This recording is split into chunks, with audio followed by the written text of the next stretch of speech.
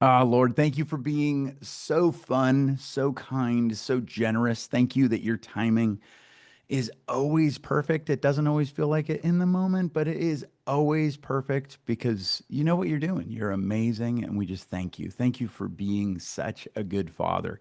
Thank you for being such a good father. And that allows us to be better fathers, Lord. Help us to point our kiddos to you, Lord, and help us to do that in the conversation today as well. Thank you for Dan. Thank you for what he's doing.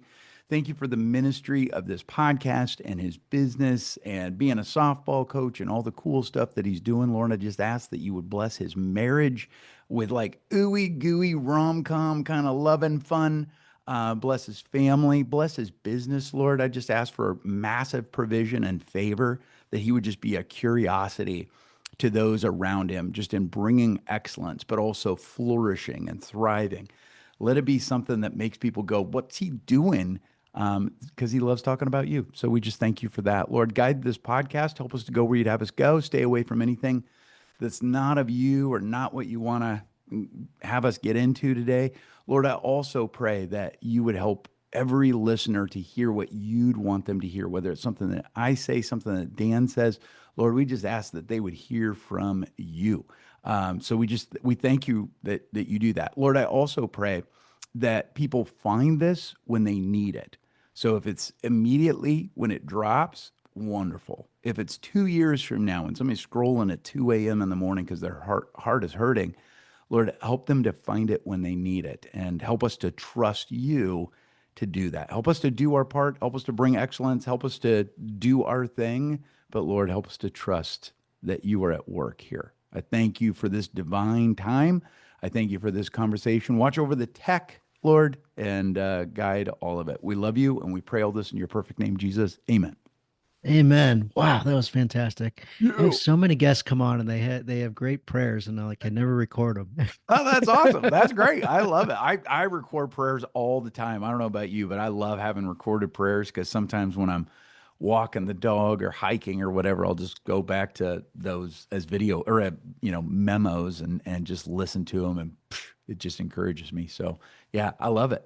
Absolutely, absolutely. So guys, we started this one off a little bit different, throwing a curveball your way. There You you were go. That's what it expecting is. one way of intro of a podcast, but we're changing it up today. So um, this week I had a pretty cool experience. Got to talk to people that I don't get to see in person all that often, and quite a few of them that I did not know listened to the podcast said, "Hey, I haven't listened lately, or I listen all the time, or hey, you haven't dropped a podcast, and whatever their comments were." But I was like, I didn't even know you listened to the podcast, or I knew you'd heard it once or twice, but like, no, pretty much listen to every episode. Might not be the week you drop it, but we, stay up to date and all that. And I was like, well, that's really cool. So for everybody out there who hasn't sent a note or hasn't wrote a review or done any of that stuff, as people that podcast or put books out there or speak or whatever, we crave feedback. Like if there's something that impacted you in some way, so I'll encourage you to touch base with Mitch as well. If there's something he says or sparks a thought, or once upon a time I was at church and one of the prayers I say before church is, God, show me one thing that I can do this week in order to be a better version of myself. And I was leaving one day and I thought, gosh, I didn't hear anything. Mm. And as I'm walking out, and I'm like, God, come on, man. I was listening. I was paying attention. You let me down. And in the song, on the way out of the door, like, oh, that was it. Here I am giving up faith, and you come through. So anyway, with all that said, guys, thanks for listening. Thanks for sharing the podcast with others. Thanks for writing reviews and the people that do respond and say something back like thank you like that that is just a wonderful wonderful blessing, and it refreshes me and makes me feel good that what we do is helping you and others. So that's the purpose. You heard it in Mitch's prayer. So with that, you kind of already know Mitch because Mitch really dove in and said a great prayer. So I love it. So I'll do a little bit more formal intro for Mitch. He's the creator of the Dream Think Do podcast. He's a success coach, speaker, and serial entrepreneur. His podcast helps people dream bigger, think better, and do more of what they were created to do. He's been ranked number one on Huffington Post. He's also a top 1% of all podcast guy. He's elite coach. He spent 20 years helping groups like Nike, United Airlines, NASA, and he's built a business training program helping thousands of life coaches from around the world build successful and profitable businesses that they love.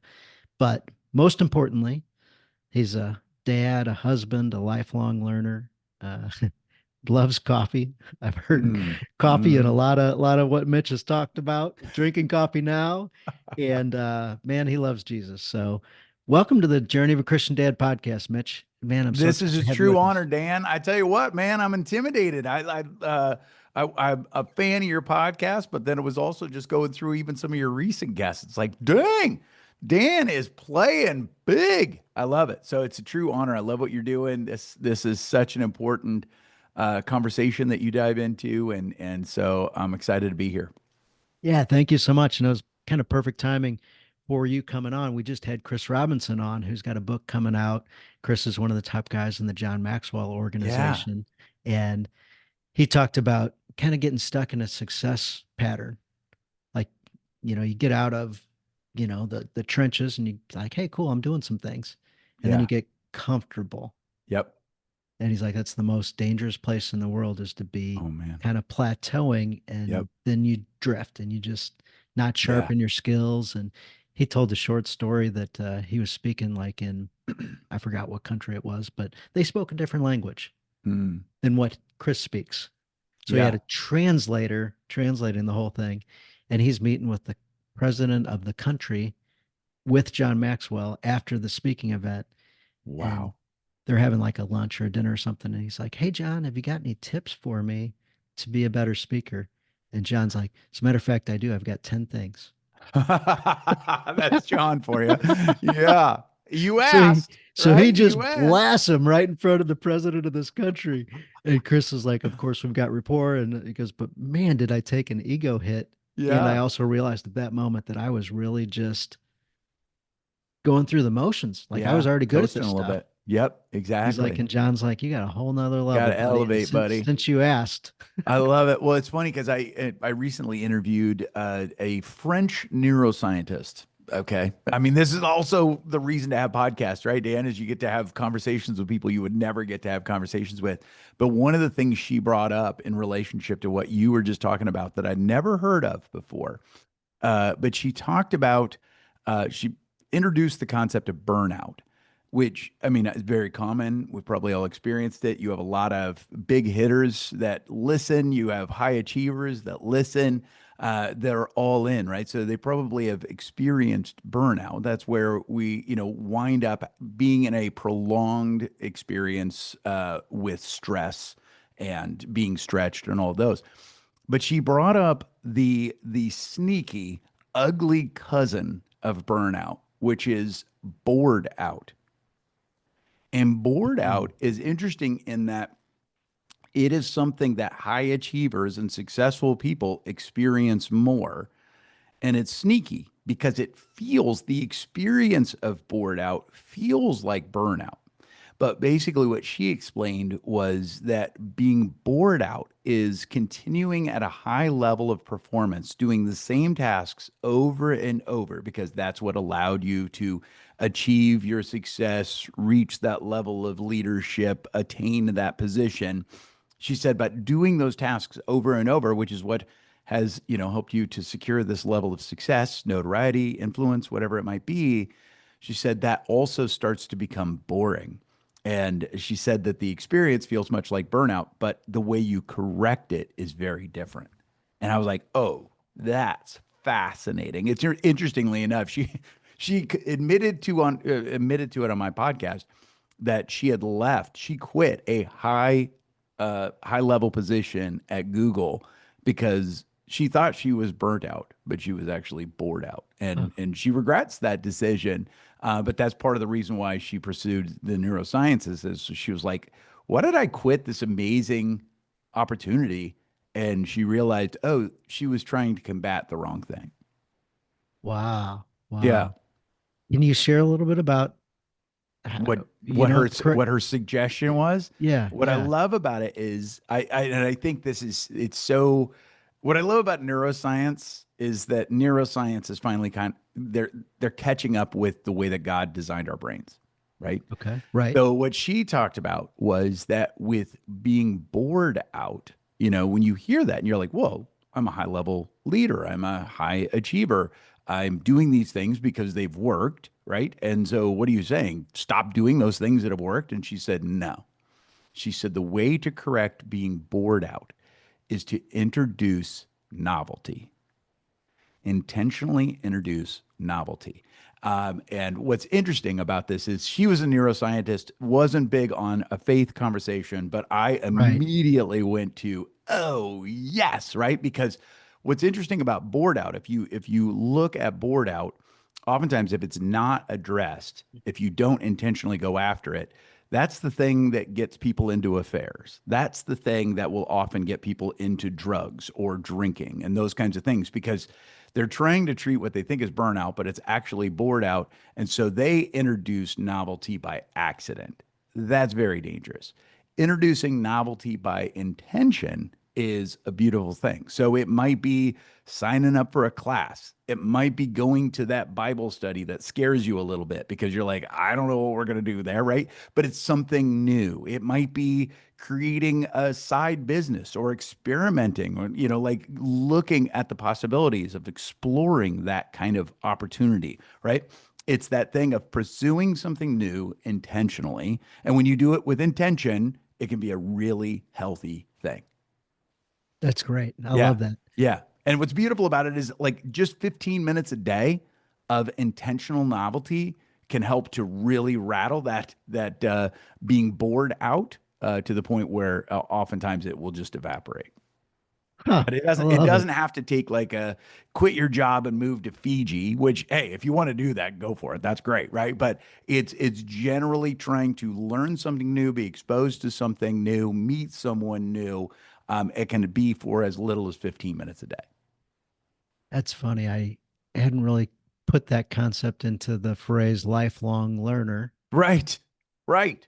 Exactly. Well, and in some ways, you're doing it. Like you're successful in business, right? Right. But with this podcast, you are injecting novelty into your daily life, right? You're not doing an interview every day, but you have to do research. You have to do prep for your interviews. You have to do a little bit of social media, whether you love that or not, all those things, right? So you've used this podcast, intentionally or unintentionally, like this is something that helps to knock the cobwebs out and inject that intentional novelty into an already successful life. One And what's beautiful about 100%. that is, it's the ripple effect of you doing something like this intentionally. You think of the blessing of all of those interviews that you've done where a man can listen to that at 10 o'clock at night or, 6 in the morning when he's working out or whatever. And, you recorded it, it blessed you, but the ripple effect of those interviews, spans it's like timeless. So I love that. This is an example of overcoming being bored out. So one of the reasons why I started this podcast, one was kind of the board out thing. Like, Yeah. well, God first told me you're going to start a podcast, and I told Mm. him no. Yeah, right. No, thank you. Hey, I know my skills. I'm like Moses, right? I stutter. I'm not that guy. And God's like, yeah, Yes. okay, Dan. You're Yes. gonna want to buy a mic on Amazon. Let's get to work, right? Yeah, yeah. He's like, he goes, I said, no, you already know that earlier today. I said, I'm never doing this. And he goes, Yeah. so yeah, I heard that. And so anyway, You're adorable, kiddo. Let's keep going. Yeah. and I was like, all right, you're laughing. You're literally laughing at me. I'm like, okay, Yep. let's figure this out. So Yep. we got it going. But that was one of the things. I'm like the novelty, the introducing things, getting Yeah. to talk to guys like you. So guys, if you heard earlier, Mitch talking about like highly successful people, driven people, whatever it was, and if you said, that's not me. Yeah. I don't know that this podcast episode is for me. Perfect. I once felt that way in a lot of different areas of my life. And I thought, man, if I could just hang out with somebody that had what I'm looking for, this is your Yeah. opportunity for that. So if you felt like, I'm going to tune this one out, well, that was your step and your cue to no, pay attention, dive Yeah. into Right. this one. this And also episode is for know, you. yeah, I love that catch, Dan, because you know your audience, right? But and I what I love about that too is, hey, you might not think you're a high achiever, but that's how God thinks about you, right? Yes, Like just yes. receive that. That's how God sees you. Like you might be like, well, yeah, but I have, three rungs above me, or I'm far from being the highest leader or the biggest name or whatever it is. Like there's always going to be something bigger. It's funny. I was sitting with a good friend, and he's a very, very successful business person, and we were having dinner together, and we were just talking about that sometimes in that journey of growing, of whether it's building a business or building a team or just doing the work. I said, what's interesting about that is that sometimes I believe that God will give a friend or someone you're connected to everything you want, everything you at least think you want. And I think in some ways, like, I think God's like, how are you going to do with that? Like Mhm. one of my friends, very successful, and basically in a day became a millionaire. Did Mm, very very well, and had some successes. Literally, I've got a list of goals. Some of those I'm public about, some of those I'm private about. And almost in a day, he almost got everything on my list. And God's mm. like, "How you gonna do with that? Are you going to celebrate your friend?" And I'm like, yes, 97% of my heart is celebrating, and 3% of my heart is ticked. Like, why do you get it? And I was talking to my friend about it. And he goes, well, yeah. And my friend is very successful, and monetarily, all those things, further along that track than me. He said, let me give you a simple, similar story. He said, and this friend is on his way to being a billionaire. And he's like, well, one of my friends the other day sold one of his companies and made in a day $2 billion. And I was like, oh. He goes, so yeah, that happens at all different levels, right? Like, and he said, like, he got a similar nudge. Like God was saying, hey, how you doing with that? And what I love about God is God is not waiting for us to be perfect. God is just waiting for us to have a conversation with him. And God was totally okay with me saying, like, I think 97% of my heart truly is happy for my friend, and 3% of my heart is kind of being a spoiled brat right now and not happy. And I think God is totally okay. Whatever that number would have been, as long as I was being honest and talking with him about it, I think that's the kind of God that we have. So, yeah, I love that. Yeah, and it's great when you have people in your life that speak Right? openly, like, Right. "Hey, man." Absolutely. And it'd be real, right? And you realize like we're all facing similar similar challenges. The numbers might be a little different, but we're all facing similar challenges. So And it's it's that, funny. hey, His let's be in it response could be, together. "Hey, I'm 97% happy about this too." Right. And Exactly. 3% of the time, like, it's tearing me up, or when Exactly. Exactly. And that's what I love is, the story of the prodigal son. I love to call that story the story of the running father, right? Because, Yes. everybody focuses on the kid, returning, and we forget that, they ask Jesus, what's God like? And he tells the story that we often call the prodigal son, which is all about the son going and making all these mistakes, right? And turning around and coming back. And I think the most important aspect of that story, the thing that would have been the most offensive to the Jewish people sitting there, was that Jesus said, the father, representing God, ran to his kid. Like he was watching for his kid and he ran to his kid because, Jewish successful men didn't run anywhere. That would have been dishonoring. So when Jesus threw that little tidbit in, that would have been the most offensive part of the story to everybody Wow. sitting there. But I think it's one of the most important because I think there's times where we're like, well, I screwed up so much. God doesn't want to talk to me. It's like, well, nope. God not only doesn't like he wants to talk to you, he's running to talk with you, which is mind blowing. That's why I'm so glad God is bigger than our thoughts because there's a part of me that's like, why would that be? But God doesn't ask us to ask why. God just says, just talk to him about all of it. And guys, if you're looking for something to talk about with your kids sometime, the Yeah. story of the prodigal son is just, there's so many different ways to slice that one up. And like you talking about the running part, that's like, I've Yeah. heard that one before. I've completely forgot that part Yeah. about it. And now I'm like, oh yeah, that's right. Like that's one more little thing that's in there. There's so much stuff. And it's a really fun conversation to have with your family. I know after Absolutely. church a Yeah. couple of different times we've had that conversation. And the second time, we've already talked about this. Like we're Yeah. done. Check. We've talked we about that story we did before. It's this like, well, last yeah, year. but let's look at it from this angle. Yeah, absolutely. It's funny. Our boys are now in their 20s, but when they were growing up, we had this great book. It was the superhero Bible. I don't know if you guys Oh had it, yeah, but yeah. and it's just all these different, it's the full Bible, but they would do these profiles of different heroes of the Bible and they would profile them like they were superheroes, which they were, like these different Hmm. things. But like, Gideon and Deborah, some of those lesser known stories. And these boys are, our boys are like, these guys, man, they really are. They're incredible, But it's that thing of, hey, let's look at the story and look at it from just a little bit different angle. They're just like us, right? But God called them to do amazing things. So let's And pivot a he's little bit. calling us to do that. So I love it. Yeah, absolutely. So let's talk kind of that teenager college years with our Yeah. kids.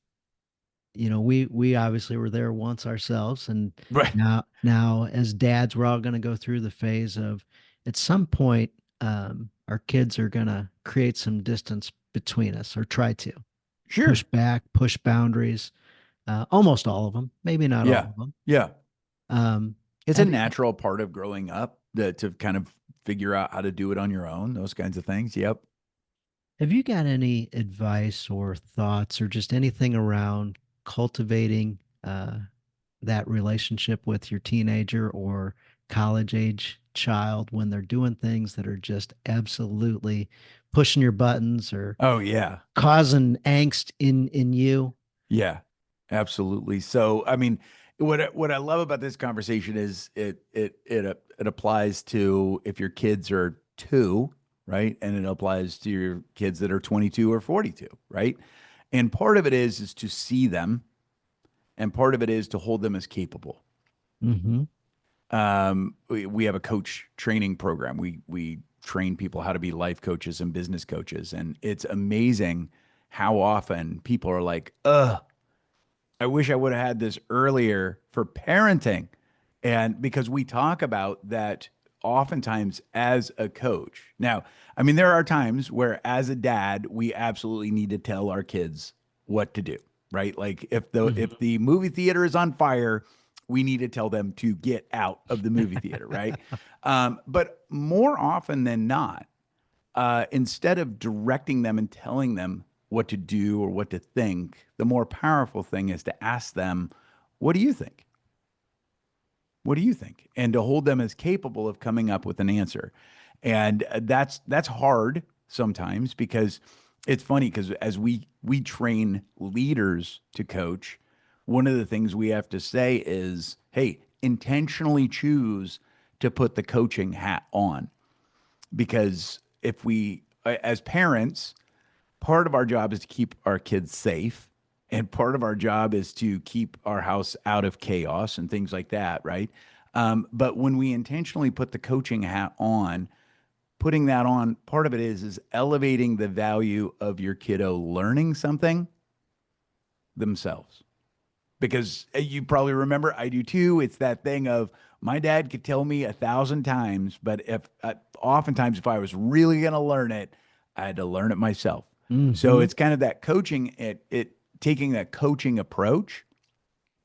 It's not a stepping out completely, but it is actually asking questions, holding them as capable of coming up with answers, and then sometimes stepping out of the way and there's always the potential that they might get hurt or they might something might Hmm. happen. I can remember we have two boys, and I had read Erwin McManus's The Barbarian Way and Into the Wild. Or no, not Into the Wild. What's the other?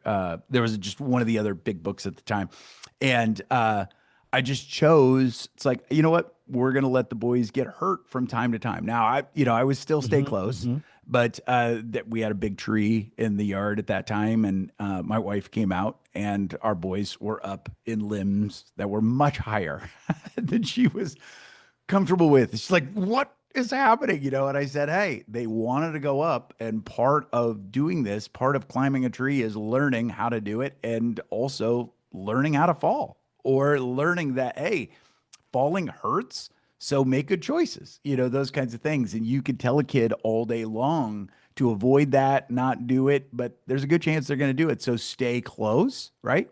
But then guide them as you can. And so I know for us, part of it is giving them space to dream, giving them space to try new things, giving them space to do things that maybe you haven't done.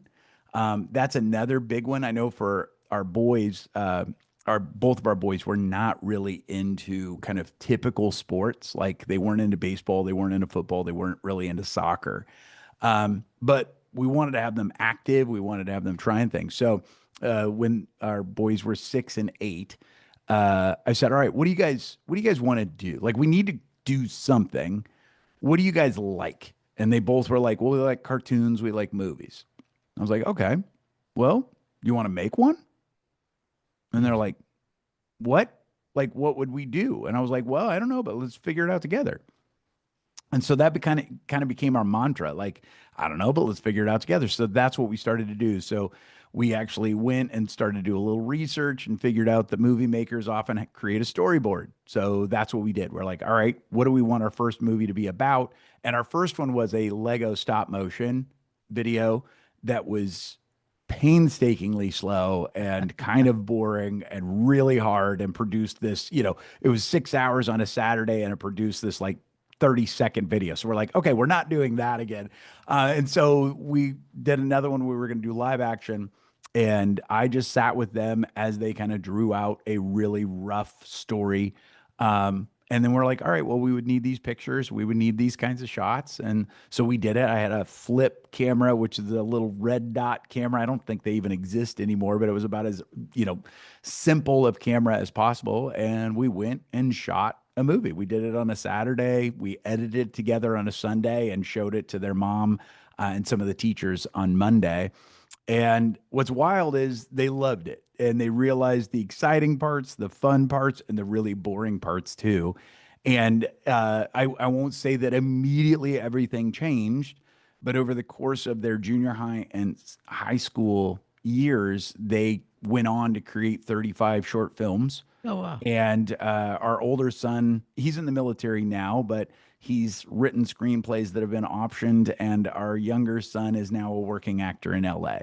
So, No like, I, way. I don't tell that story to say every one of our experiments turned into lifelong passions, but some of them did. And I'll tell you, I wasn't in theater. I'd never made a movie before. I didn't know how to do camera work or editing or any Hmm. of that. Our boys are amazing at all that stuff now. But I think it started with just kind of saying, hey, what do you guys want to do? And I don't know, but let's figure it out together. And that was a really powerful thing that, some of the videos were complete bombs, and probably when they look back and go, what were we thinking? But what's beautiful about that is it allowed them to experiment to find out kind of who they are and what they wanted to do. And it was outside the typical. Yeah, absolutely. So yesterday I had a unusual day. I got to, was it yesterday? Day before, whatever it was. We got to see a movie that isn't released yet. Oh, fun. We got to see the new John O'Leary movie called Soul on Fire. Oh, It's nice. Oh, it looks yes. amazing. Yeah, I've seen the Yes. preview, but wow. We got to hang out with Joel Courtney. Oh, yeah. He played Jesus Revolution. Yeah, that's amazing. That's great. A lady named Macy McLean. She's an actress and screenwriter and stuff, and she plays John's wife, Beth. We got to hang out with her. Got to hang out with the director who directed Soul Surfer, Wow. and I'm like, this is a great day. Great Yeah, day. right? This is awesome. Yeah, One of that's one of the fantastic. executives from the baseball Cardinals family had lunch with us. Like Come on. this was This one of was a those. good day, Dan. This is a Yes. good day. Book that. Yeah. friend of mine's got a concept. He calls it perfect day. And he's like, it's Yeah. really, design as many perfect days as you want in your life Yeah. to like different style, different whatever. But that Yeah. way you can kind of have things to aim for, shoot for, Yep. like the movie making day with your kids. Like Yeah.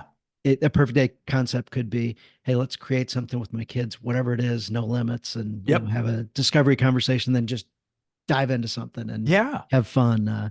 In my house, we call them adventure days. There you go. That's perfect. I love it. What are we going Yep. to do today? I don't know. Let's figure it out. Let's figure it out, right? And You know? it's like we're not just gonna sit. That was our thing. I was like, hey, I know you guys like movies, I know you like cartoons, but we're not just gonna sit and consume. We're gonna create.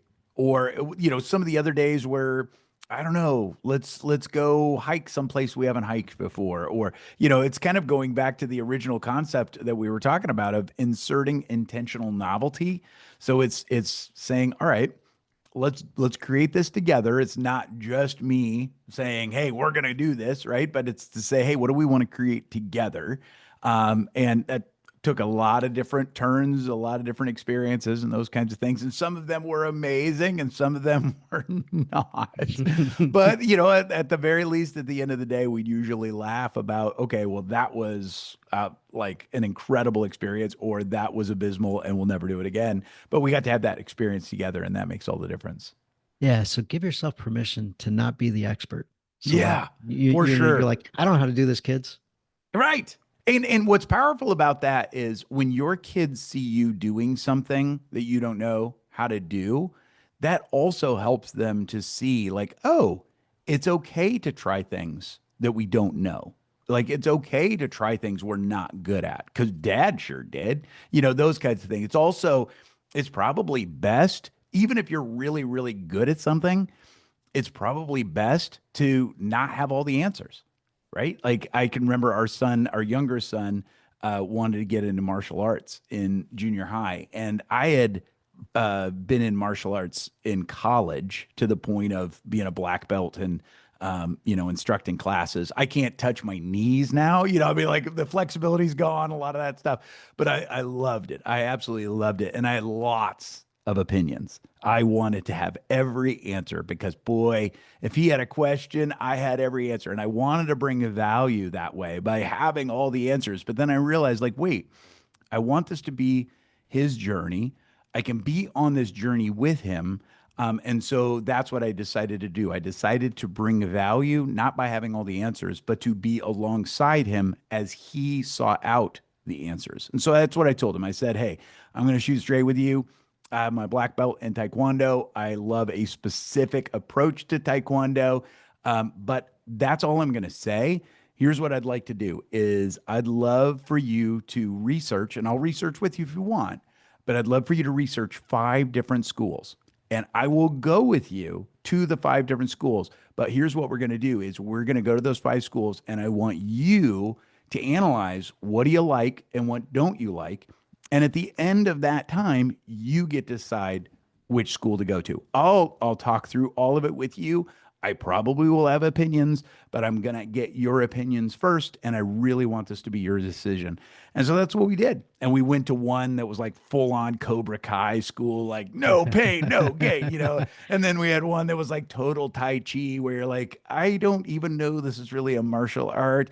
And we had all these different experiences. And then we walked out of one where I was like, I felt it in my heart. The guy was Yeah. an amazing instructor. You could tell he was faith filled, doing it for the right reasons. And I'm praying, like, dude, it's like I'm giving him autonomy, but I'm also praying, like, hey, Holy Spirit, like, if you could talk to him, like, this feels like the school to me. But I'm like, I'm gonna let him make the decision. And we came out, and he goes, boy, that's the one. And I was like, hey, if you want to, like, all that. And then he asked, he's like, Dan, or he said, Dad, do you want to do it with me? And every part of me was like, oh, yes, I want to put on the white belt again. It was a totally different martial art than I'd done.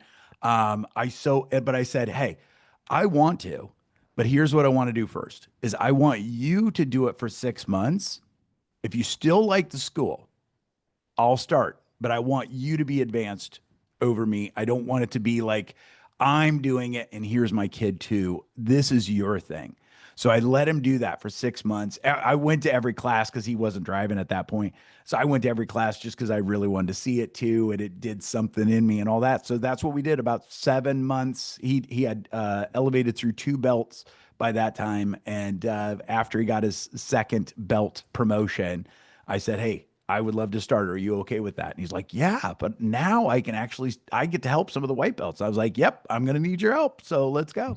And so it wound up being a great experience. And he only did it for about 3 years, which is fine. Like that's the Yeah. other thing I think when you're parenting, like everything doesn't have to be a lifelong commitment. I mean, I think that's one of the challenges with modern day sports is like now it seems like you have to commit to one sport and it has to be the thing that takes you all the way through college. And I grew up in a small town in Iowa. You had to do every sport because there wasn't enough people. If like Yes. Yes. if everybody didn't go out for everything, there wasn't enough, we didn't get to have games for crying out loud. So I just kind of went out for everything, tried everything. So, you had a chance to experiment. So I put a big onus on experimenting. But that was one of the other things of with being a parent. And even when you do have the answers, sometimes bring value by walking alongside them as opposed to answering all the questions for them. It's hard because you want to, but boy, I can tell you that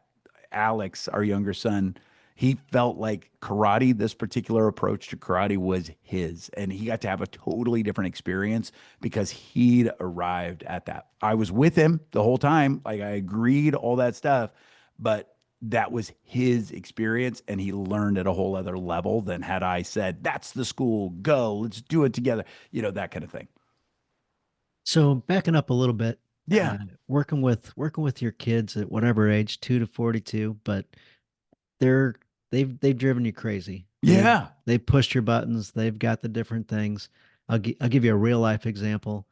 After the movie experience, we're we're at the baseball game, Yeah. and my daughter's just chipping at me. You can't see my hand, people, but I'm just getting after me. Every button. Yeah. Just random things that are chipping at me anyway. So I'm Yep. getting annoyed, and out of nowhere she comes up with, "Why do you got to talk to everybody about your podcast?" And I'm like, "Huh." I talked to Macy McLean, Yeah. actress. I talked to Joel Courtney, actor, and I Yeah. talked to the director. Yeah. Three people. We probably talked to 100 people today. Talked to three about the podcast. And I was so mad. I Yep. just go, "Why would you say that?" Like, I Yeah. talked to three people about the podcast today, like, and they're all want to be guests on the podcast. Like, Yeah. That's amazing, right? Yeah. and I was like, "Honey, like, what the heck is going on?" Like, I'm not used Yep. to her chipping at me like that. And just, I'm like, it really set me off. So if, Did you ask her why she asked or why she was pinged by it? oh yeah. And of course, as kids and even our spouses sometimes can come back with, "I don't know. I was just wondering." Yeah, like doot, doot, doot, doot, doot. I don't know. And you ask Yeah. the five follow-up questions and you get, whatever. Or you even get a Yeah. grunt maybe. Ah. Yeah, right. That's hilarious. Yeah, it's absolutely true. What do they say about family? It's like they push all the buttons because they help put them there. So yeah, absolutely. So if I called you yesterday and said, "Hey, this is what I got going on," Yeah. what would you say? I would say first, did you murder her? Because I know there's times where like I have a post-it note. I kid you not on my on my computer that says "Do not murder." Signed God. Like there are days where I can get that mad. It's in my hand, in my wife's handwriting, right? Because she's like, do not murder. Remember, that's with words. That's with all that stuff. So I'm like, oh right, okay, good point. Do not murder, right? So yeah, to be able to say like part of it is it sounds like it was a perfect day, but it also sounds like it was a very full day, right? Yeah, yeah. And packed. And I know, how old are your kids? I've got a 11-year-old and a 13-year-old. Oh, yeah. Which, you look at 11 to 13, like, man, hormones are raging in their bodies. They got stuff. Like, there is literally a chance she asked you that. And 3 seconds later, she's like, why did I ask that? All that kind of stuff, right? She probably doesn't know why she asked you that. So, with a perfect day, it can be a really full day. So I always say, hey, Where's that space or that place where you can take a pause and take a breath and go, okay, all right, it's been a full day, right? I know for us and our boys, full days were great, but it's also one of those where hard transitions, lots of variety in one day could be really hard on them. So I had to watch for that. Now, what's interesting is when I look at myself, like almost all the things my boys get offended by, I get offended by. Right. So Hmm. what's beautiful about that is that we link up and get mad about a lot of the same things. Right. But when you get mad about the same things, but at different times, you can go head to head. So the very things that are strengths and bond you together can also be the very things that rip you apart when it comes at times where you're fatigued. It's been a long full day, all those things. So just taking a pause and being able to say, okay, I need to take a break before I'm going to respond because I'm not going to respond as my best self. Those kinds of things. So that's a part of it, like physically taking a breath, walking to the bathroom. Like I'm a guy in my 50s, so I can always use got to go to the bathroom, right? Like that's one of the Right. beauties of Yep. being in your 50s. You always got to go to the bathroom, right? So it's that thing, right? So to like get yourself out of that situation for just a second to pause and pray and say, all right, Lord, what do you want me to know? What do you want me to do? That can be really hard to do sometimes, especially when you're in a car and it's a road trip and you're in your last hour of an 8 hour road trip or whatever it is, right? Like you are in the car together, but you can always pause and pray. And so, Lord, is there anything you want me to know? Is there anything you want me to do? And sometimes it'll be just like I'll just get a nudge, like, yeah, you don't need to say anything right now. Or it might be I'll get hit with a question like, hey, kind of what's the question behind the question? What's going Hmm. on with that? Did that embarrass you? What's going on? Like, and to try to get my heart to a place where I'm asking out of true curiosity, not offense. I'm very offendable. Like that goes under the do not murder. Part of the reason that post-it note is there is I am easily offended. I'm getting better with it, but I'm not where I want to be yet, right? So it's that thing of, all right, am I asking this out of offense? Am I like taking the fight to the next level, or am I asking this out of love and curiosity? If I can get myself to love and curiosity, boy, there's a much greater chance that conversation is going to go well, which applies to our sons. It applies to my wife. It applies to my team members. It applies to my clients, all of it, right? If I can function from love more often than not, that's going to bring my best game. If I'm functioning from offense, like Dan, I can talk, right? And that means I actually can fight. Like I'm pretty good. I'm pretty creative with where I can go. And, I learned martial arts early on, and I've learned martial arts with words too. Yes. And so it's one of those where it's like I read this morning. It was interesting. I was looking back through Sermon on the Mount and the Beatitudes, and I think you'll appreciate this. Maybe you've heard this before, but I'd not really seen it. But basically, it's Matthew 5:5. Blessed are the gentle, or blessed are the meek, for they shall inherit the earth. And I've never really liked that. Right. Like meek sounds weak, but I dove into the actual Greek word that Jesus I used, love where you're going with this because right? oh Which gosh, so it's good. amazing. So the word is parus. I don't know if I'm saying that right, but I think it's parus, and it's what it means is humble, but it means strength under control. And I'd never heard this before, but what's interesting is it talks about that meek or meeked, and everybody listening would have understood this at the time. Meeked in Jewish day was a war term. A meeked horse was a true battle horse because a meeked horse is a horse that is strong, but it will run at the battle as opposed to run away from the battle. A meeked horse trusts its rider and will go into the heart of the battle. That that kind of meekness I can get on board with. You know what I mean? Like it's like, all right, Lord, help me to have a gentle heart. Help me to have a humble heart. Help me have a meek heart. But that kind of meek is strength power under control.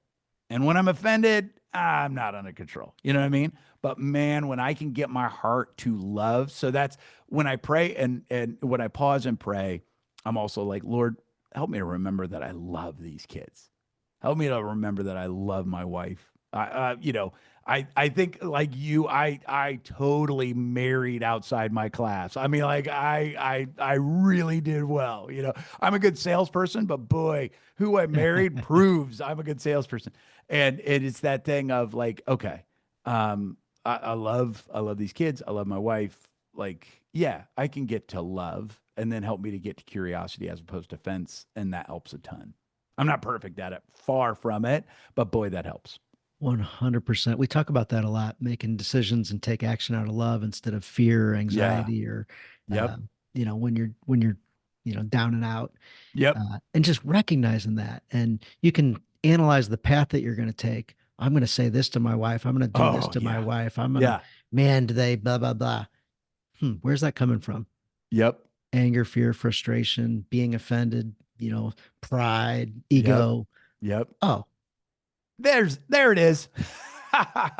if I Right? was to go get into love, maybe be grateful for some things, think through some things, Yep. pray, take the Yep. pause, like you said, and then how would I do this if I came out of, I'd do it this way.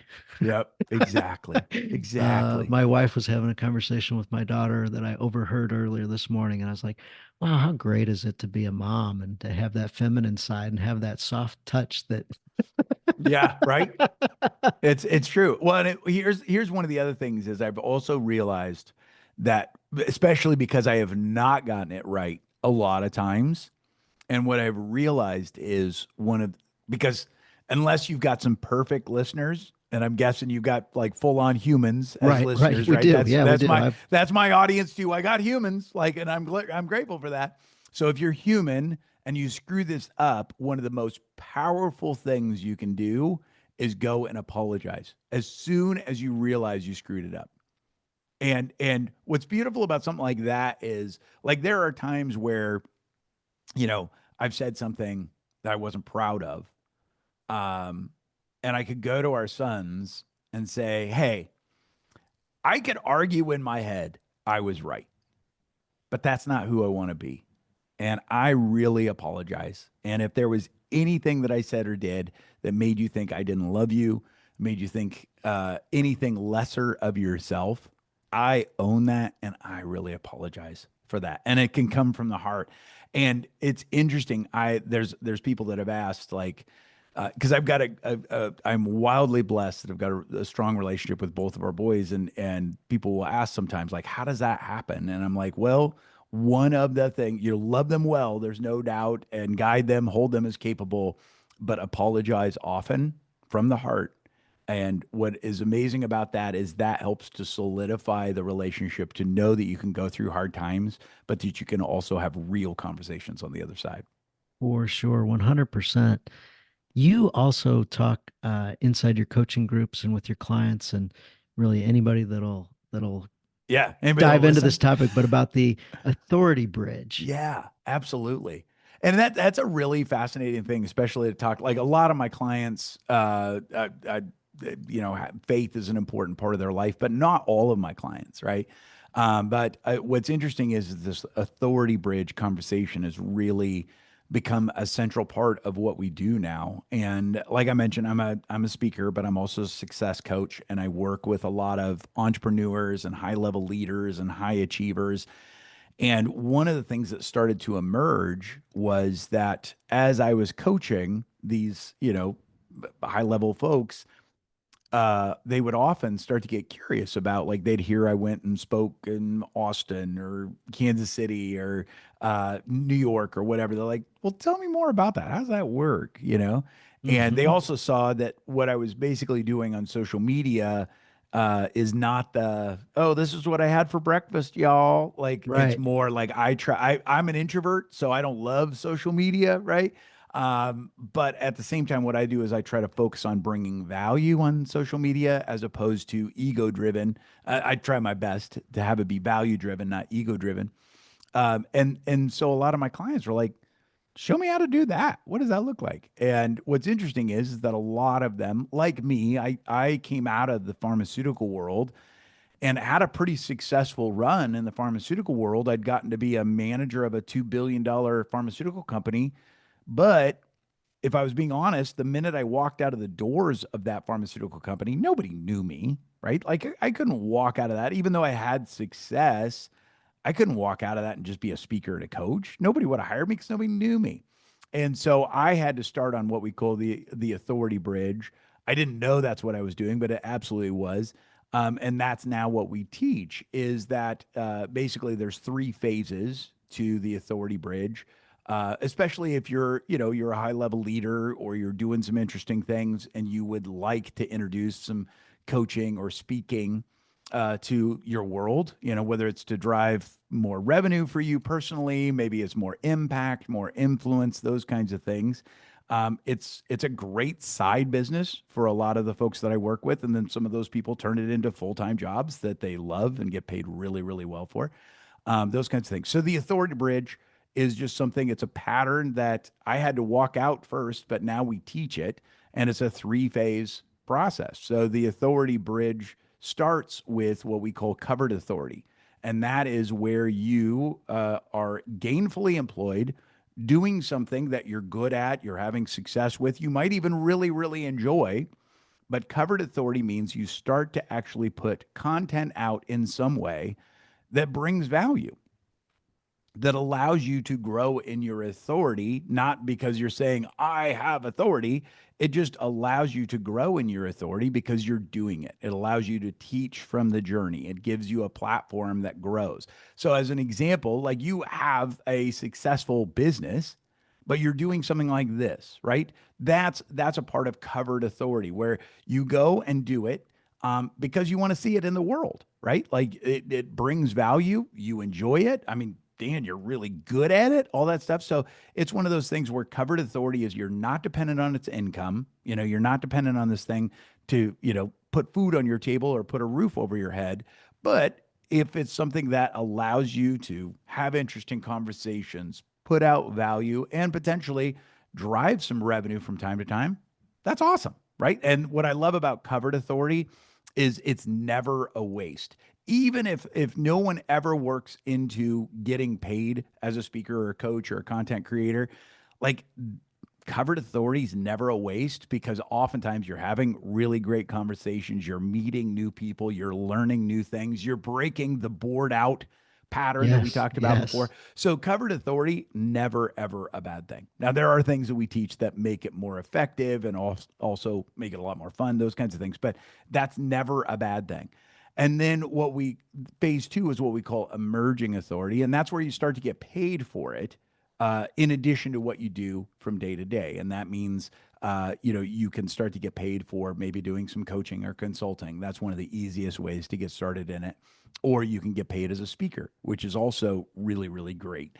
And what's great about something like that is oftentimes with the leaders that I coach and that we train, oftentimes the emerging authority is beneficial to them, not just by, putting an extra $10,000, $15,000 in their pocket from time to time. It often is better for them for whatever position they're in. It often gives them more authority within their organization, but it also has this emerging authority where they start to, for lack of better words, start to create their own brand a little bit.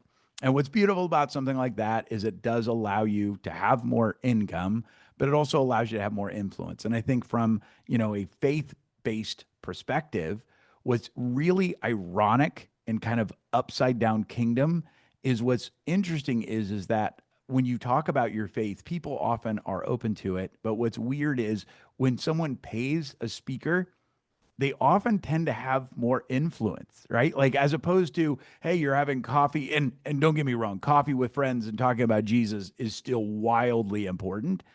But like recently, I was asked to speak at a conference, and I work in the corporate world a lot, so I can't always talk about my faith. But everything Right. we teach is based on biblical wisdom. I might throw up scripture, but I'll say it's a 2,000-year-old Jewish proverb, right? Like I Right. won't say Right. that it's from Right. the Bible, all that kind of stuff. So I'll work in scripture, but there are certain conferences that faith-based organizations, whatever, they're like, hey, let it rip. with your faith. And so I got paid really, really well to speak at this conference, and I was able to talk about my faith. And what's interesting is that I think there were a lot of people in the audience that listened more intently because they knew I had been paid really well to be there. They were like, well, this guy must be an expert because he got paid really well. And I think my words would have been the same if I got $0 versus what I got paid. But it's interesting. It's upside down kingdom. But sometimes when you get paid well, you have more influence. And I think God's okay with that, right? Like it's a part of the process. So what we talk about with emerging authority is that emerging authority can grow, and that's where some people stay, and it's just fine. Like they just generate, an extra 50,000 or $100,000 a year through their own brand, but they keep doing what they're doing and all that. Like we've got one guy that his financial planner, he's been doing it for 3 years, and his financial planner's like, woo, like this is amazing. Like we just cut your retirement, the time to get to retirement probably in half. He's like, are you going to quit your day job and just do this full time? He's like, why? He's like, I'm rocking this thing on Tuesday nights and Saturday mornings and go speak once in a while. This is great. And I mean, he loves his day job. So he'll probably always stay in emerging authority, and that's just fine. And then the third one is independent authority. And that is where you have a full brand, you work it full time, you get paid well to do it, and it's awesome. And I, again, I don't say that's the goal, but that is the goal for some of the folks that I work with, and many of them achieve it, and it's awesome. But it's a great process that I feel like it's one of those things. You probably have this too, Dan, but sometimes I'm like, all right, that's I'm a relatively smart guy, and I'm definitely willing to work hard, but there's sometimes you're like, that's got to be God because I'm not that smart, Yes, yes, yes, yes. And the very fact that that's what I had to walk out in order to achieve what we're doing, like I wasn't that smart at the time. I just kind of like, figuring it out, and I believe that God was guiding me. And so we just look back and go, well, that pattern's obvious now, but now that's just something we help other people do too. So it's a process, it's an honor. And of course, as you can imagine, it also stirs up all sorts of conversations. And if they are somebody that believes in God and Jesus and the Holy Spirit, it's a lot more fun sometimes to talk with them, because this kind of thing stirs up all sorts of fear, weakness, all those things, right? Of like, who am I? The imposter syndrome. It's like, well, boy, that's a totally different conversation if that person knows God loves them and knows maybe, just maybe, there's an Oh, enemy is of it God that's at such a work and all different that stuff. conversation? I don't even Yeah. know how to So have that conversation yeah. without including God. Right, exactly. It's amazing from the standpoint. I mean, that's like I do get to talk with people like neuroscientists and different things, and it's amazing how some of the things we're starting to understand about the brain. Like I do believe we're starting to kind of almost figure out some of the things, not all the things. We'll never know how God did all of this. I mean, you look at the eyeball or an evergreen tree or a tiger, and I still get my mind blown. Like, God, how did you do all this? Like, this is incredible. But it's amazing how when we speak God's truth, sometimes we need to give God credit for it. But like I know for some folks, some of my clients that aren't believers, they've never, opened a Bible or whatever. I'll talk them through like the neuroscience of Philippians 4 is amazing, right? I'm a recovering worrier. So I look at Philippians 4, and it's amazing that like just the specific strategy of Philippians 4. And I'll walk my non-believing clients through the strategy, and they'll be like, that's incredible. That's amazing. Where'd you learn this? And I'm like, really? You want to know? And they're like, they're expecting, me talking about atomic Nice. habits or, all that kind of stuff. And that's Yes. great, right? Like I love those, like a lot of those thought leaders and books, but I'll say, oh no, that's straight up out of the Bible.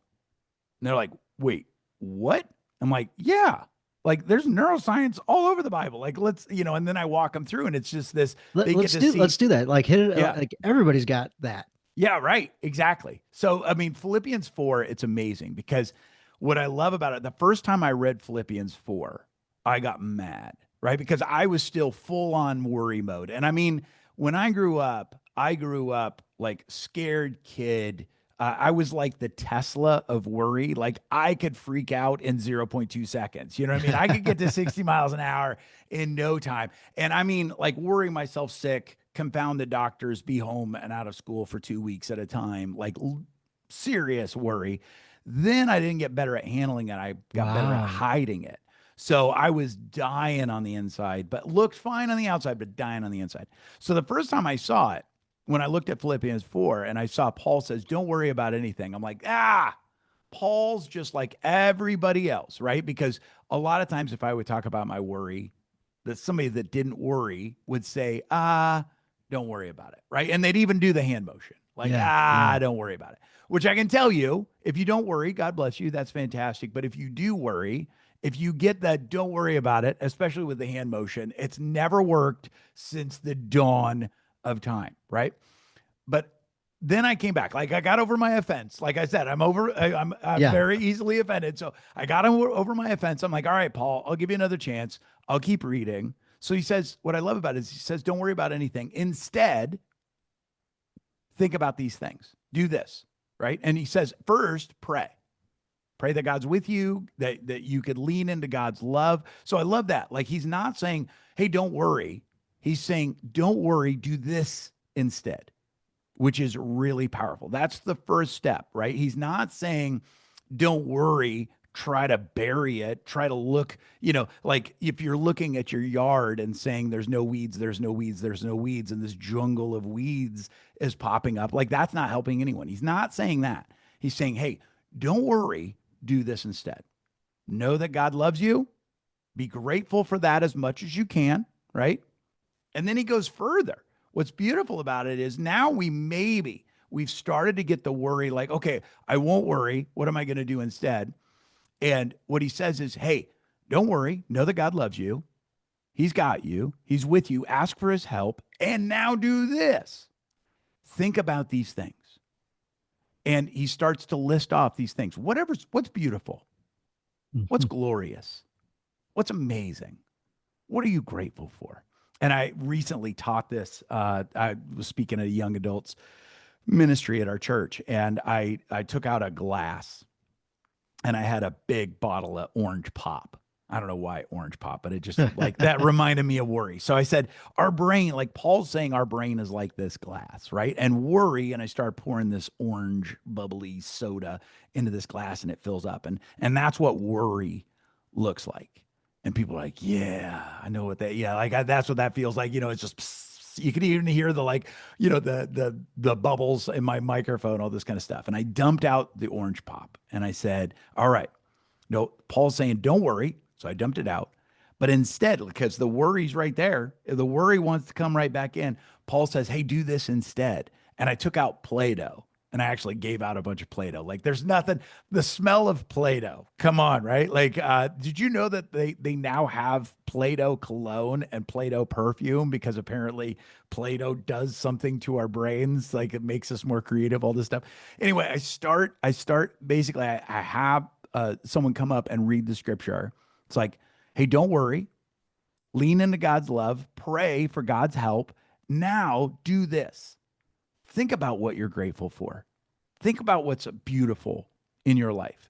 Think about amazing relationships in your life. And as this person was reading about the things that we should think about, I was putting in these different colors of Play Doh in this glass, right? And now the glass is full of Play Doh. And so I take the orange pop because I said, there's always going to be things that tempt us to worry. We're in the world, it's imperfect. And I start pouring the orange pop, but then it pools in the very little bit that's left at the top. And I said, look how different that is. That's what Paul's telling us to do. He's not saying, don't worry, good luck, get out there, kiddo, giving us that ceremonial punch on the chin and Yes. saying, get in there, slugger. Like he's saying, hey, here's some neuroscience. Lean into God's love, ask God for help, and then fill your brain with things you're grateful for. Like you've probably looked at the data, but gratitude is our brain's Yes. superfood. Like our brain, we have higher levels of serotonin and dopamine when we stir up gratitude. Like even for 2 minutes, they can see hormonal level changes in our levels of serotonin and dopamine, which is our body's natural antidepressant. So I always say if you can't muster, hey, what's beautiful in this world? What's amazing in my life right now? At least go for three things that you're legit grateful for. And it doesn't have to be Yes. a trip to Disney. It could be that your dog's tail wags wildly when he sees you, even though he's a nut and he wags his tail at everybody. Like, just enjoy your freaking dog, right? Or that you got up and had some good coffee this morning. There are people in the Yes. world that don't have clean water, and I've got great coffee this morning. Like I can muster, like I just felt gratitude for that. You know what I mean? Like go there and like think about, is there one friendship, one relationship you can be grateful for? And they talk about that if it's not just writing it down, it's actually giving yourself even a couple of seconds to think about it. Like I've got a dog. I love our dog. His name's Hero. And so that's one of my go-tos. Like Hero is incredibly loyal. He's so much fun. So I just give myself just even 30 seconds to be grateful for this puppy. Now, I know there's a logical part of my brain. Like my mom was an accountant, my dad was a warden in a prison. There's a very logical part of my brain that could go, yeah, but it's a puppy. What's that mean? Like, no, this puppy's in my life. I get to enjoy this puppy. Like that is something specific I can be grateful for. And that starts to shift. And with higher levels of serotonin, higher levels of dopamine, they actually show people are happier. But like, I don't know about you, but I want the extra juice. Like they're not only happier and less depressed, people with higher levels of serotonin and dopamine, stirred up by gratitude alone, also are able to remember more. They show up as more creative. They tend to anchor to bad decisions less often, those kinds of things. So like this is some of the neuroscience that's buried in the Bible. So I love it because it's one of those that like non-believing clients and friends, I can bring this up and go, hey, that's freaking genius. Because I don't know about you, but like if I ever tried the hey, don't worry about it, I might be able to Hmm. muster that for about 3 minutes. But boy, if I don't fill that void with something, that worry is going to come back tenfold. Right. But Paul's saying, no, don't do that. Do this instead. Know that God loves you. Ask for God's help. Now, point your thinking to something else. Fill that brain with something else. And it's amazing how oftentimes, when I do that, I might be worried about a client situation, or I might be worried about a conversation I need to have, or I might be worried about a headline that I saw. And if I do this even for 5 minutes intentionally, on the other side of that 5 minutes, it's often I will be so much more open to a new solution, a new strategy, or I'm a lot quicker to go, hey, that headline might be real for some people, but I'm going to go help somebody. I'm going to go do something. I'm going to take action and I'm able to walk away. Like Nick Cage walking away from an explosion in an 80s movie. You know what I mean? Like that's what I think God wants for us, right? So I love the neuroscience and the strategy of the Bible, especially when you also get that the God who created us loves us. Like that's the ultimate. That was an awesome breakdown of that. And yes, I have certainly been incredibly offended and even angry about don't worry. Like Right? Come on, Paul. Come I feel on. like it's just What pointing the right in my forehead, just hammering me. What are you doing, you moron? Don't Yeah, worry, screaming right. at me. Yeah. Like, get off my And back, man. exactly. When I love that, when you think about like when Paul wrote that, he was in a prison cell, which is not like one of our prison cells. Like it was a prison Yes. cell that probably was a cave. It was probably damp. It was and the first time I read it, that's how I read it. Like this guy's mad at me. This guy's dismissing me like an Yes. old grumpy curmudgeon. And then I thought, what if he wrote it differently? What if his tone was, hey kiddo, don't worry. I got something better for you. Like, oh, and that's it's a little bit of like a text from Paul. How am I going to receive it? You know what I mean? Like, I just got a text from Paul. Am I going to receive it like he's angry at me, or am I going to receive it like he's compassionate? There's a very good chance he was compassionate. And so it's like, okay, I can receive that a little bit easier, right? And then when you start to walk into again the neuroscience of what follows, you're like, dang, this is genius, especially for somebody who never read any research or a medical journal or anything, didn't really even know what our brains looked like. It's some of the best neuroscience ever. There's a study out there that I've heard that backs that up also. Write down three things that you're grateful for, different things every day for 30 days, and you increase your baseline level of happiness 100%. for 6 months. 100%, right? Like what's amazing about that is, yeah, like that study, I love that study. They call it the happy doctor study, because what they did was they took a group of medical students that were self-declared worriers, and half of them they didn't change the behavior, and half of them they did this. They just had them journal, right? And in a stressful situation. And I love that specific to that study because, I think some people are like, all right, did those people just go in a BW bug somewhere and chill out for 6 months? Like, no, they did this. They did this behavior, and they saw the drop in serotonin and dopamine right away. They did this behavior. And then for the gratitude group, they took that activity away. And then, like you said, sustained them for 6 months. And what's interesting is the researchers didn't expect that. And so, in that data, the researchers came to the conclusion that they had changed the way they saw the world. Mm. So, it's almost like they got a new set of glasses. And so, all of a sudden, they were looking at the world differently, like with a new prescription, because they were looking at the world through gratitude. So what's beautiful about that is that also speaks to the neuroplasticity of our brains, and that we can learn new things and we can learn new perspectives, and all of that's so powerful. So yeah, I love that study. I geek on that study. You've been pretty open about being very human and imperfect Yeah. and Oh yeah. have Yeah. things that you got to work If through you and want that everything. list, boy, we don't have enough time, buddy. Yeah. So you shared a story once, and it was you're waiting on one of your better clients, somebody that you like quite a bit. You're early at a coffee Oh shop. yeah. Of course, coffee's involved in the story. Oh yeah. A lot of times you do your stuff on Zoom, but this was a time where it Yep. was an in-person Oh meeting. yeah. You're early except late. You're You're right. 10 minutes early, but you'd plan to be 15 or 30 Yep. minutes early Yep. so you could Yep. be more ready for the moment. And the guy's not late, and you're already anxious and Oh, frustrated and kind of yeah. mad that the Yeah. guy's not there early on Yeah. time. He's Yeah. maybe on time, and then turns out he's late. Yeah. And then this, you're, having all these negative thoughts and just fighting with yourself and frustrated. Uh, can you take Yep. the story from there? Oh yeah, absolutely. So that's such a good story. And again, it's another one of those situations where like I'm not this smart. This is so God, right? So I'm sitting in this Starbucks, and yeah, most of my coaching I do over Zoom because most of my clients are all over the world. Right. But this particular client's a long-standing client. He was going to be in town. He's like, "Hey, could we meet for coffee? Like we never get to be in the same room. Could we meet?" So I agreed reluctantly, and I said, "Hey, we got to do it early in the morning because I got a whole day of coaching." I said, but let's meet at this particular Starbucks, that kind of stuff. And he used to live in Des Moines, so he thought he knew what I was talking about, which Starbucks. But Des Moines, like every place, there's a Starbucks on every corner. So he wound up going to the wrong one.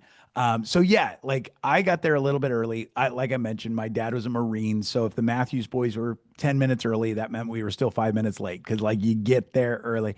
So I'm at this Starbucks. I'm thinking about my day. I'm getting frustrated, especially as we're getting clicking closer to the time we're supposed to meet and this client's not there. And I'm starting to get agitated. And I'm sitting at this Starbucks drinking real good coffee, right? And I'm sitting there and I'm getting agitated. And I stop and I look at this beautiful, it's one of our brand new Starbucks, beautiful. And almost everyone in that Starbucks looks like me. They've got a good cup of coffee sitting in front of them and they look anxious. They look mad. They look worried. And so I stop and I breathe and I pray. I'm like, Lord, what do you want me to know right now?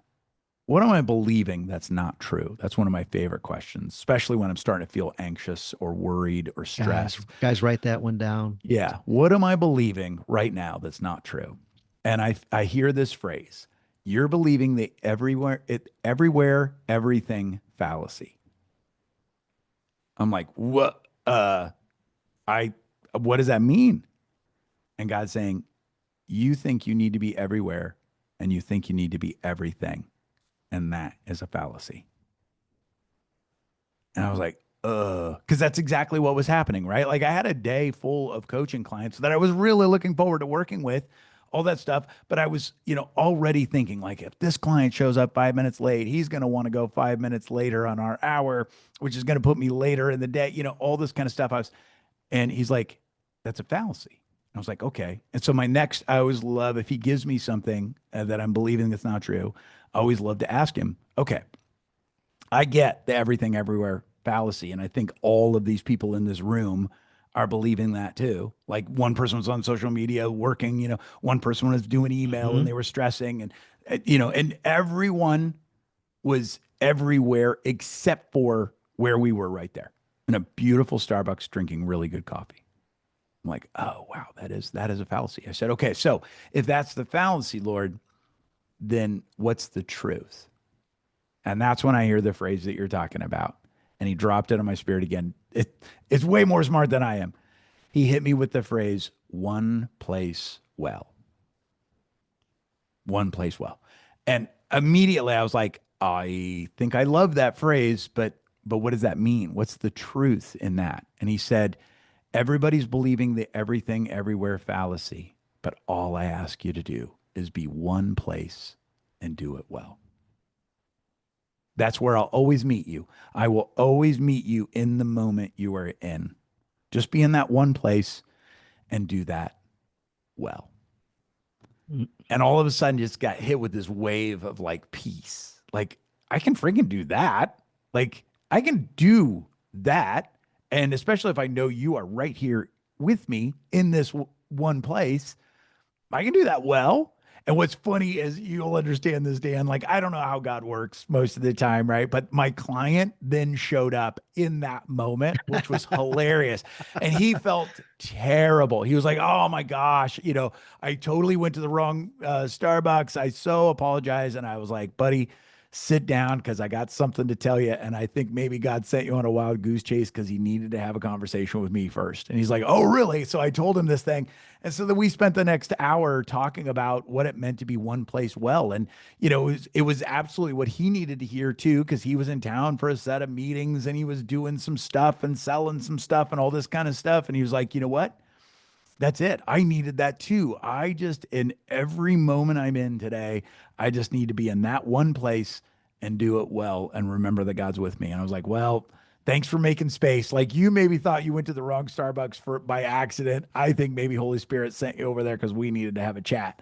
And it made all the difference. And so I told every client about that day and I did a podcast episode about it. But it's one of those that it's not always easy, right? But it is so simple and so profound. So if I do start to skew off and start to worry about the future and future Hmm. trip or beat myself up about the past or whatever, I just remember God's just asking us. He's just asking me, be one place, do it well, and remember, I will meet you in that moment every time. So the two books that makes me think of, one's The One Thing by Jay Oh yeah. Papasan, Yep. Gary Keller, and it Amazing. talks about multitasking and how people can't do it, Yep. and yet we do, or we Yep. multi-think about a whole bunch of stuff. And in those moments, we're actually performing as if we're high, as if we've just Mm. ingested a lot of marijuana. It's true. Like We're- the neuroscience of multitasking is horrifying, and we are doing it more and more. It's amazing. And I so mean, once yeah, once I heard that, for a while there was a big thing, multitask, go get as much done, blah, yeah, blah, blah, everything everywhere, like go, go, go. And then I yep, read that and I was like, oh, so I can give myself permission to do just one thing or yep, be one place well. I'm like, okay. So that has yep, given me a whole lot of just when I can put that thought and use that as my separator. Like, yep, perfect. Now I've got yep. permission to just do that. Like, I don't know why, One but I got place. to give myself permission sometimes. Yep, So that, and then 100%. Mitch Matthews, there's this book by Matthew 6, Right? verse 34. Therefore, do not worry about tomorrow, for tomorrow will worry about itself. Each Yep, day has enough trouble of its own. yep, It's like what it's saying right there. One place yep, well. yep. So true. Wrote a whole So book true. about the one thing. Well, it was already written in a sentence. Yeah, right. Exactly. Matthew caught it, right? Like absolutely. It's and I just had Paul Young who wrote The Shack on the Yes, yes. podcast again and I love him as a human and I really was impacted by The Shack. But that he is a big believer that he's like, "Hey, God will meet you in this moment. God's timeless. God's not limited by anything. He's not limited by the clock. He's not limited by financing. He's not limited by anything. But the only place he can meet us is right here. When we beat ourselves up about the past, like he can meet us in this moment. When we're tempted to future trip and worry about the future, he'll be with us in the future. But the place that he can meet us is in this moment. And I have to remember that all the time. Well, that's fantastic. Yeah. So, a couple things to close us out. Have you got Yeah. any thoughts or anything that you want to share with dads? Maybe some bonus things, and then if Yeah. there's a something that we can do to maybe become a better dad, better husband, better Yeah. Christian, better I, anything. Yeah, I love that. I love that you asked this question. I so appreciate that wisdom. And it's interesting. I was thinking about it, praying about it this morning. And my wife works in full-time ministry. She runs the prayer ministry at our church. It's sizable. And she also runs the Alpha program, which is our Oh, is yeah, a really yeah. neat program. And one of the things she talks about all the time is if she said, if you only do one thing, practice practice a ministry of noticing. And I love that phrase because it's something we can all do. And I think there's times where I think when we're wanting to walk out our faith, I think there are people who think, oh, I want to walk out my faith, but I don't know enough about the Bible.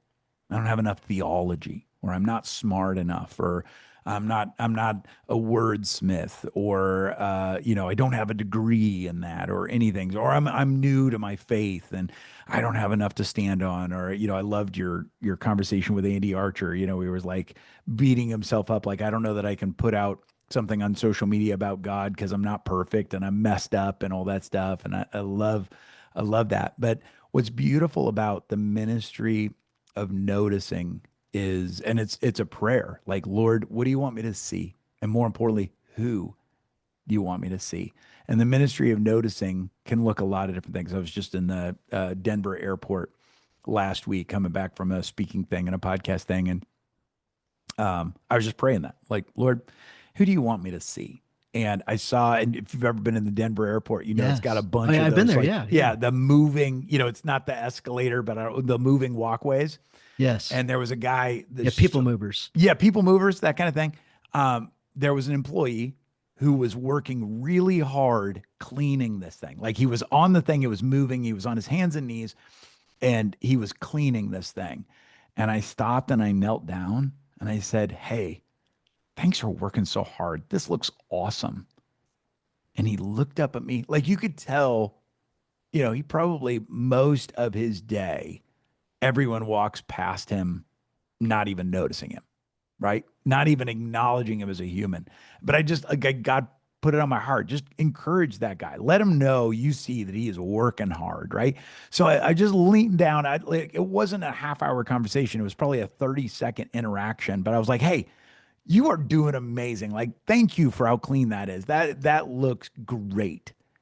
And he looked at me like, and at first I was like, I didn't know if he spoke English. Like he looked at me like, I can't even believe we're having this conversation. Like it took it a second for his brain to get around what I was saying. So literally I thought, maybe he doesn't speak English. And then he spoke with this like Chicago accent, like, thanks. Like, wow, thanks. That's thank you. And like he even got misty. And I'm like, that's amazing, right? Like, literally 30 seconds and it took no effort, but like, and who knows what that guy was wrestling with, right? But Hmm. God just highlighted that person. I didn't do that with everybody. Like there were a lot of people cleaning that airport and I didn't stop everyone and grab them by their shoulders and say, hey, you're doing a great job. I did, say thank you to a couple of the people, but for him, it was like, get down, eyeball him and let him know you see he's doing a good job. And like again, who knows? Maybe he was having a bad day, but maybe it was darker than that. Maybe he was dealing with stuff and doubting and who knows what. But and I have a feeling God was just working through me to do something in his life, and I didn't also say, "Hey, Jesus loves you. Do you believe in Jesus? Are you going to go to heaven?" Like I didn't have that conversation with him. Like I am happy to have conversations about faith, but not every conversation on the ministry of noticing has to be like about Jesus, that kind of stuff. Just be Jesus. Love people well. And that can be for strangers in the Denver airport, but that can also be for your spouse. That can also be for your kids. Like, your kids are tough, they are strong, and they may bristle sometimes, especially I have two boys.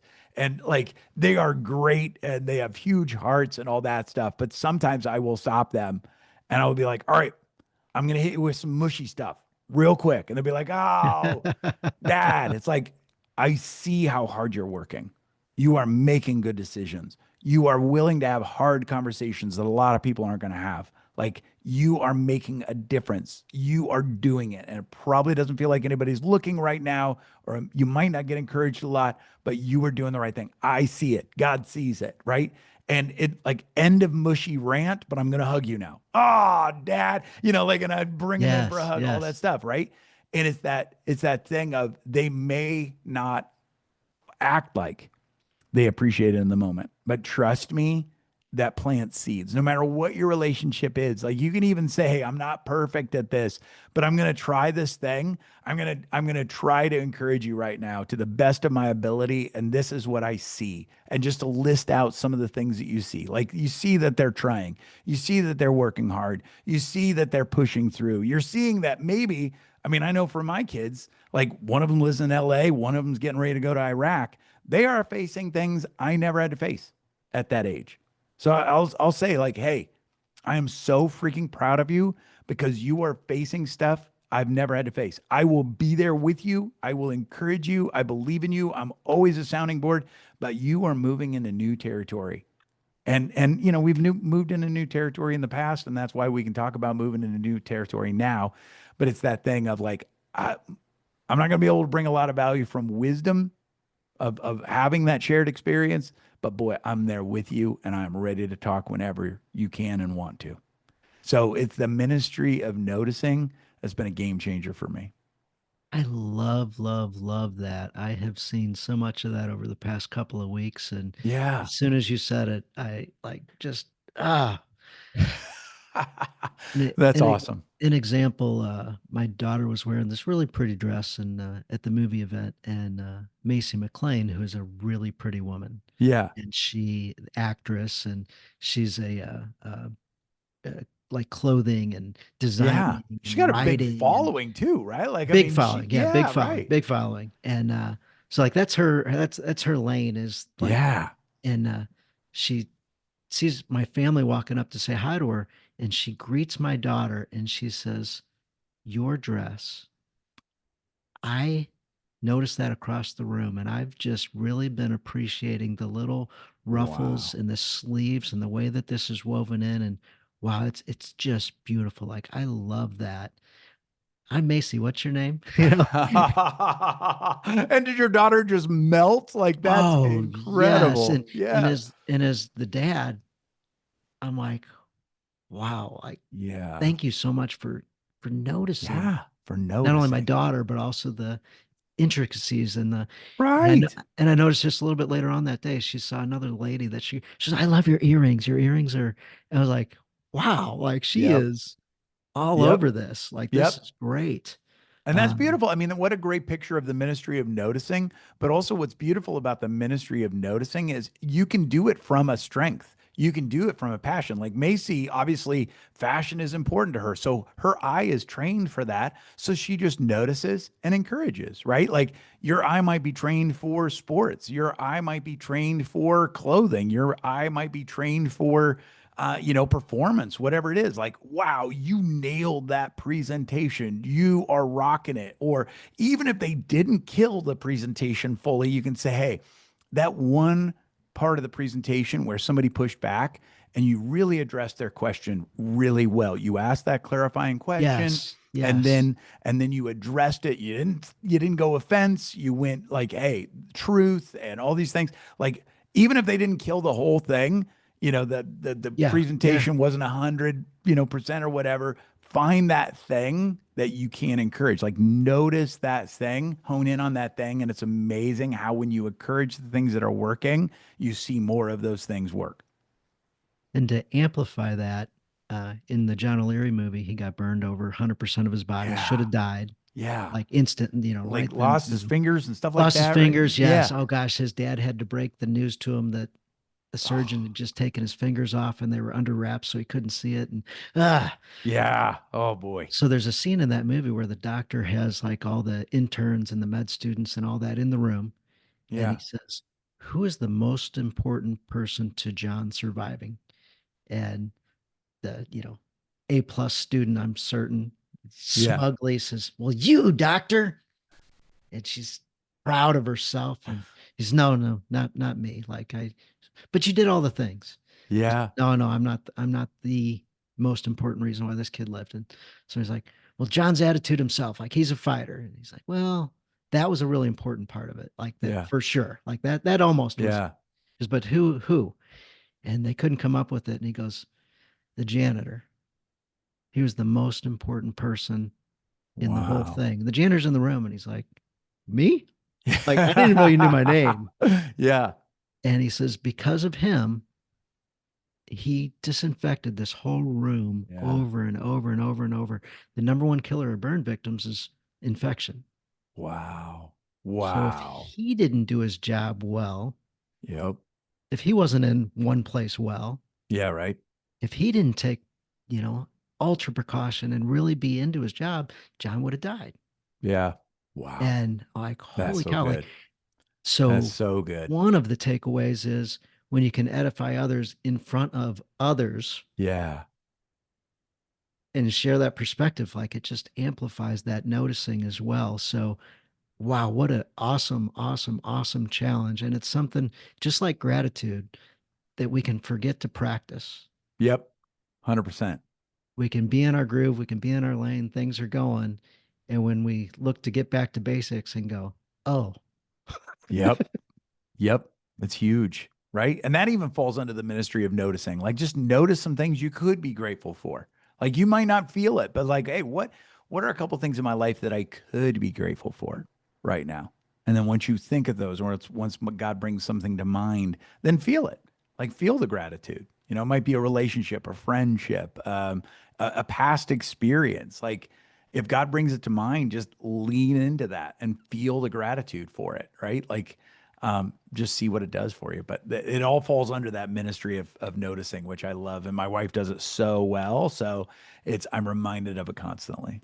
and when you notice gratitude, it will expand. You'll start Yep. practicing gratitude. It'll just flow through your life. Like it'll Yep. be automatic. It'll Yep. keep happening. And you'll find the most unusual things to be grateful for. Like you mentioned, the hot, delicious coffee. Like Right. it's an Hello. everyday thing, Yeah. but and like one time I was grateful for dandelions in my yard. I love it. Like, give me the angle on that. Why were you grateful for dandelions in the yard? My daughter would go pick them Oh, and come create on. bouquets Yep. and give them as gifts. And everybody who Wow. received those yellow flowers was so grateful and joyful and like Wow. Come on. That so preaches touched. right there, Dan. Come on, right? And so Like the that. guy came by to do the weeds, door knocking guy. He's like, "Hey, Yeah. man, I'll take care of all these weeds for you, all these These daggone dandelions." dandelions. Yeah. And I said, "All right." He goes, "I got a really good deal for you." I'm like, "All right, I'm listening. How much are you going to pay me?" He's like, "No, no, no, you don't understand, mister. Like, I'm doing the whole neighborhood. It's like, I'll get you a really good deal. I'll knock the price down that you'll pay." I go, "Oh, no, no, no, no deal." He goes, "No, no, really cheap." I go, "No, no deal." Like, I thought you were going to pay me for my dandelions. He's like, "You're crazy. Why would I do that?" And then I share with Oh, him, that's awesome. why they were Yeah. valuable to me. And he goes, "Huh. All right, That's then. good. Yep. No Isn't that sale." amazing? It's all perspective, right? Like a weed can be a flower with the right perspective and all that. So I love it. I love it. Yes, yes. So yeah, So you'll good. find these things to be grateful for, and Yep. your life becomes better when you're living with God and have Him flowing in your life and staying Yep. connected. If you're not there, as Mitch said, God is there. He's Yeah. running to you. He's arms wide open. So Yep. just embrace him and know that you're worthy. Know that God loves you. Know that the barrier's really you in your own head. Yeah. So if you need to ask for forgiveness or work through whatever, guys are around to help. I'd be glad to message with you. But anyway, God Yep. bless you guys. Mitch, this was a This was a conversation. blast. Thank you so Oh much my for being gosh. such an amazing host and having such a great conversation. I am walking away blessed and feeling wildly grateful. How can guys connect with you? Yeah, but the best way is to just go to the website mitchmatthews.com. We spent our whole marketing budget coming up with that domain name. But mitchmatthews.com, that's where they can go to find out more about what we're up to. I know like a lot of your folks are in business or have their own businesses, things like that. We did put together a gift that people have really been enjoying. It's 11 prayers that have really I was going to guided me mention that. on our business. Yeah, or and I just realized, like, you know what? Sometimes people just need a little bit of help figuring out, what to pray, how to pray, why to pray, all that. So we put this guide together. You can go to mitchmatthews.com/11 prayers. We help a lot of coaches and speakers. So it's kind of, it nudges towards them, but it really has been helping entrepreneurs and business people all over. People have really enjoyed it. So people can go grab it. It's absolutely free. And I'll be excited to connect with them. I wasn't sure Obviously, why. listen to Dream Think Do as well. Yes, yes. Mitch's got a great podcast as well. I will put links in the show notes. I Great. wasn't sure why I recorded the prayer before Yeah.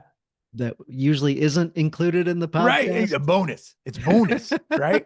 So I'm really glad we did that at the beginning, and we'll keep that in the podcast. I And love now it. we're finishing off with 11 prayers, and I wanted to direct everybody there if you didn't, because I thought that was really cool to have right there on the main page of your website Yep. when you jump in. So It's one of those that, like, not everybody that listens to Dream Think Do, not everybody that I coach, faith isn't a huge part of their life for everybody, and that's just fine.